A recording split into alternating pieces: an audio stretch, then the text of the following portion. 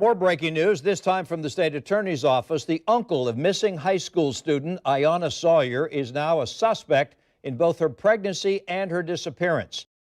Delve into a shocking case where a terrifying event shatters family bonds. Where did she go? It's the story of a lovely niece who escaped and was brutally murdered by her very close relation. Prepare for an unforgettable experience that will keep you on the edge of your seat until the end.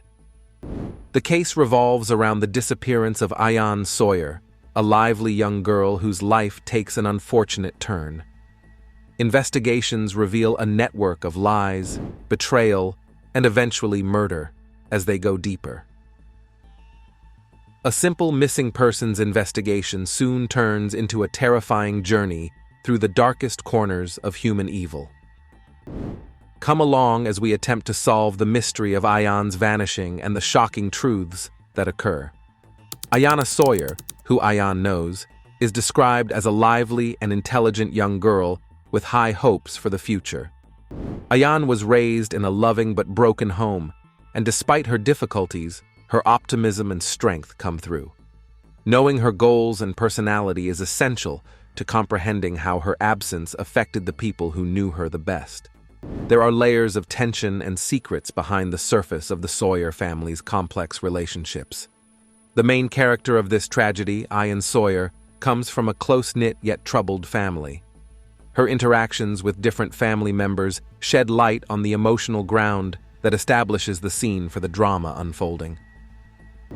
The peaceful neighborhood around Terry Parker High School was shaken on December 19, 2018, when 16-year-old Iyana Sawyer, also known as Iyana, vanished without warning. Though it was just another typical school day, the circumstances of that terrible day would change Iyana's life forever for everyone who knew and loved her. Iyana disappeared as nightfall approached and the sun sank below the horizon, leaving her family and the neighborhood in a state of fear and anxiety.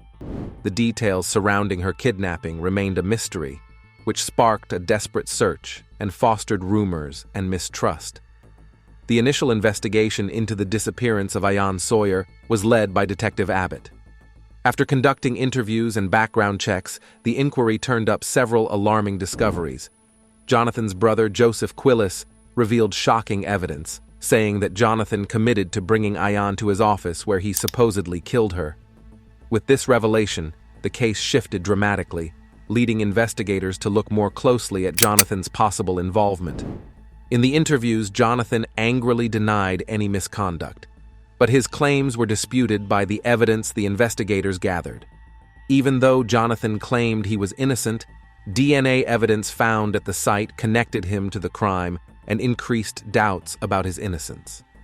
Jonathan's behavior swung between defensiveness and irritation during interrogation.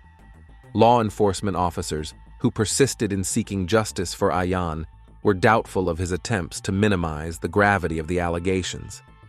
Detectives utilized wiretap tactics with incarcerated informants to gather evidence against Jonathan, capturing his candid conversations detailing Iyana's disappearance.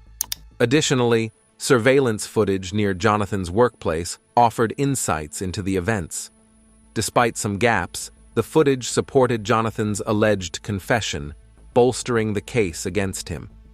As evidence accumulated, suspicion intensified, painting a damning picture of Jonathan's involvement in Iyana's disappearance.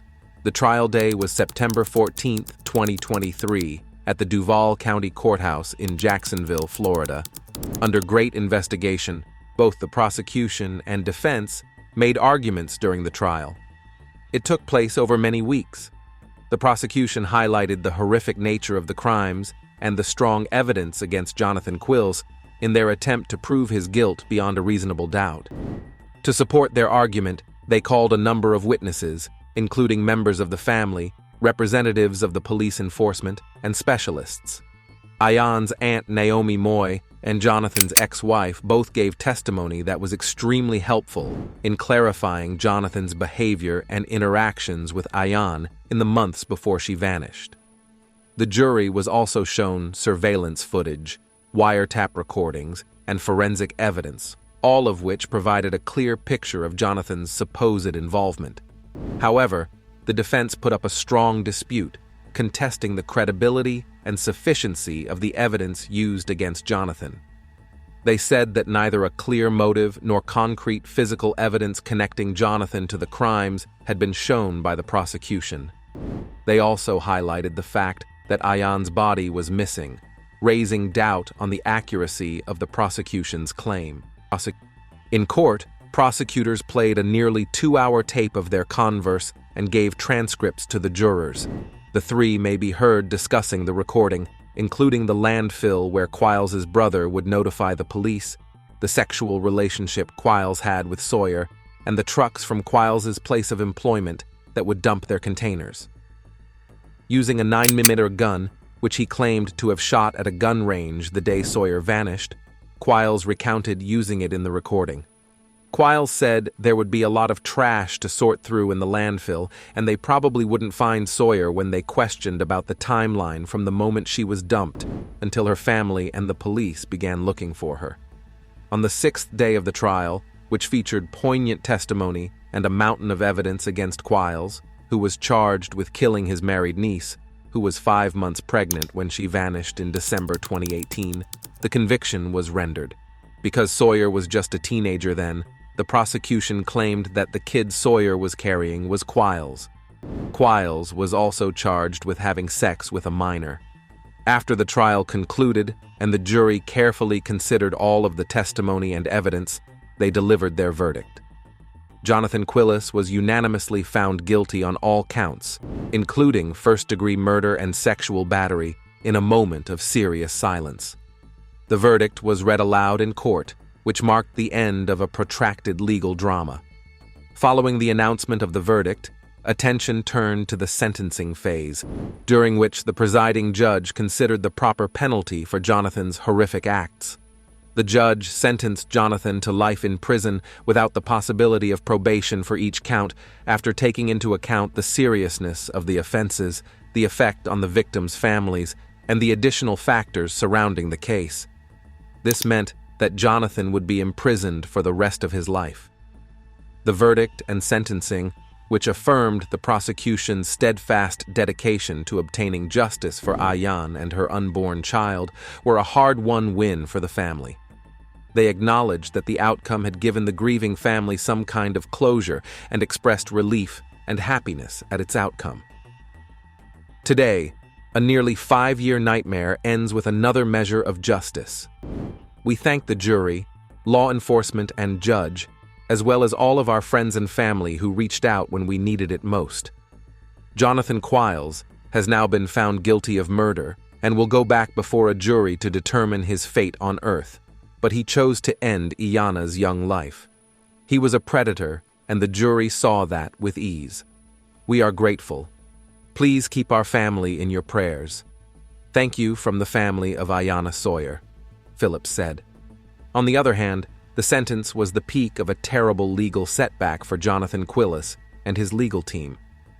They tried to disprove the prosecution's argument and call into question the quality of the evidence, but in the end, their attempts to clear Jonathan were unsuccessful. Jonathan was quite troubled by the prospect of spending the rest of his life behind bars, which led to reflection and regret for the damage done.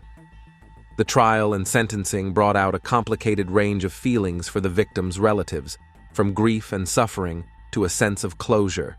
Nothing could ever truly ease the deep sorrow they felt, but Jonathan's accountability brought some small comfort. The decision and punishment brought Iyana's family some kind of closure, but it was also marked by deep sadness for their permanent loss. Their experience with the criminal justice system served as a stark reminder of the strength and determination they needed to get over such a severe loss. In the meantime, people around them struggled with the depressing realization that innocence is fleeting and that family lying is common.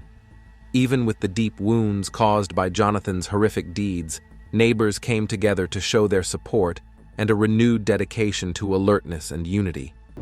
When the legal processes came to an end, the quest for justice left behind a moving legacy characterized by fortitude, kindness, and the tireless search for the truth in the face of difficulty.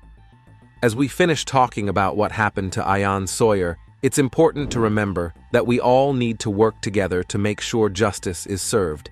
Even though the court decided Jonathan Quilles, the pain of what happened will stay with the families and the community.